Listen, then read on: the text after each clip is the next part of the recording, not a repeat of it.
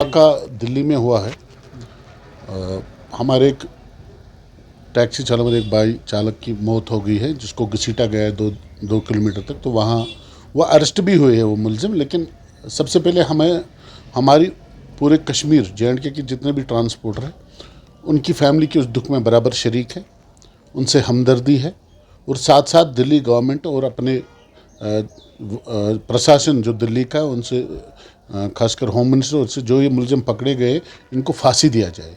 क्योंकि एक आपको पता है ड्राइवर बेचारा सुबह 6 बजे निकलता है, रात 12 बजे घर आता है। इसको कभी टाइम नहीं मिलता कि ये अपनी फैमिली के साथ बैठे सुबह उठ के फिर इसको पैसेंजर्स फ़ोन करे निकल जाता है। इसके लिए तो एकदम आज तक किसी गवर्नमेंट ने सोचा नहीं है।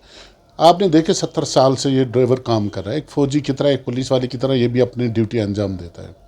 और फिर इसके साथ जो होता है उसका कोई पूछने वाला नहीं होता। आप देखिए कहीं भी कुछ होता तो बड़ा हाहाकार मच जाता, लेकिन जब ड्राइवर को कुछ होता है तो कोई आवाज़ भी नहीं उठाता है। इस बार जो हमारे वहाँ पर दिल्ली की जो हमारे प्रधान है समर जी है या और जिन्होंने ये आवाज़ उठाई या रवि जी है, और हमारे जो नेशनल प्रेसिडेंट बाबा कामले साहब या बाकी जितने भी हैं, जितने भी संगठन हैं दिल्ली के, उन्होंने इसमें बड़ा ही अच्छा रोल अदा किया है। और उन्होंने इसमें धरना भी दिया है कि इनके खिलाफ सख्त से सख्त कार्रवाई हो। और हम भी इसी चाह में हैं कि कन्याकुमारी से कश्मीर तक ड्राइवर एक है और ड्राइवरों के हित में काम होना चाहिए।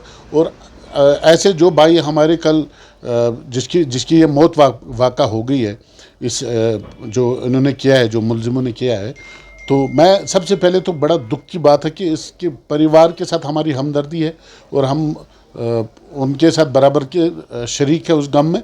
साथ साथ हम जितने भी संगठन हैं उनको कहते हैं कि एक जमा हो जाए और इकट्ठे होकर लड़ें। क्योंकि ड्राइवर को कुछ नहीं मिला है। इस बार भी अगर आप चुप करके बैठे, ड्राइवर को कुछ देखिए उसकी मृत्यु हो गई, कोई पूछने वाला नहीं होगा उसका। उसके पीछे उसकी फैमिली है, उसको कौन देगा, क्या देगा। यहाँ आप देख रहे हो एक्सीडेंट्स हो रहे हैं। मैं यहाँ की बात भी करूँगा, आप एक्सीडेंट्स हो रहे, ड्राइवर को कुछ नहीं मिलता है। इंश्योरेंस में कई लापरवाही होती है, नहीं मिलता, वो भी रगड़ते हैं सालों साल। हम चाह रहे थे कि इनके लिए एक वेलफेयर बोर्ड बनाया जाए, जो गवर्नमेंट ही बनाए। और साथ साथ जो हमारे जो ड्राइवर्स डे है, आप देख रहे हो रोज़ डे, वो डे, वैलेंटाइन डे, वो डे, पता नहीं कितने डे मना रहे। लेकिन कभी गवर्नमेंट ने ये नहीं सोचा है कि हम ये ड्राइवर डे भी मनाए, इसके लिए भी अनाउंस करें। कुछ हमारे नितिन गडकरी जी ने एक बार बोला था, ड्राइवर्स की याद उसको आई थी, तो उन्होंने कहा था कि काफ़ी मुश्किलात में है ड्राइवर्स, जो बेचारे चाहे गर्मी या सर्दी काम अंजाम देते हैं, मंजिल वाले को मंजिल तक पहुंचाते हैं, लेकिन ऐसी ड्राइवर को ये भूल चुके हैं।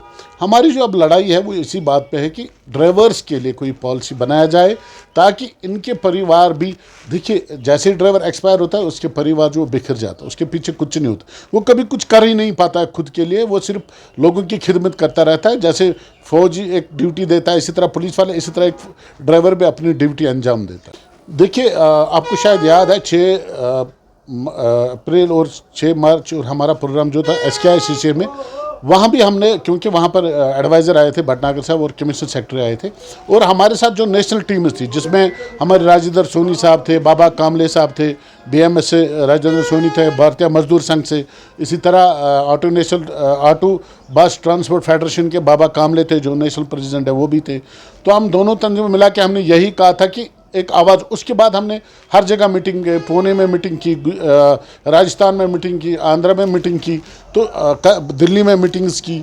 इसी वजह से कर रहे हैं कि ये ड्राइवर्स के लिए लड़ना है और इनको बराबर जो आज तक नहीं मिला है 17 साल से, उसके लिए हम लड़ रहे हैं। और इसमें से हर जो स्टेट्स है, जितने भी हमारी टीमें बनी हुई है, और वो कोशिश कर रहे हैं कि हर जगह जब तक ना हम एक हो जाए, कोशिश कर रहे हैं पहले इकट्ठे हो जाए, इकट्ठे होकर इसलिए इसके साथ लड़ें। और मुझे लग रहा है गवर्नमेंट को भी इस चीज़ पे सोचना चाहिए कि ड्राइवर्स के लिए कुछ ना कुछ वो पॉलिसी बनाए। और जैसे बाकी तबकों के लिए इनके मतलब सब्सिडीज़ है, या आप ये देख रहे हो बच्चों को स्कॉलरशिप्स मिलती है, तो ये ड्राइवर के लिए भी मिलना चाहिए। ये हमारी लड़ाई है और ये लड़ाई जारी रहेगी। जब तक ना हम ये करवा देंगे तब तक दम नहीं लेंगे।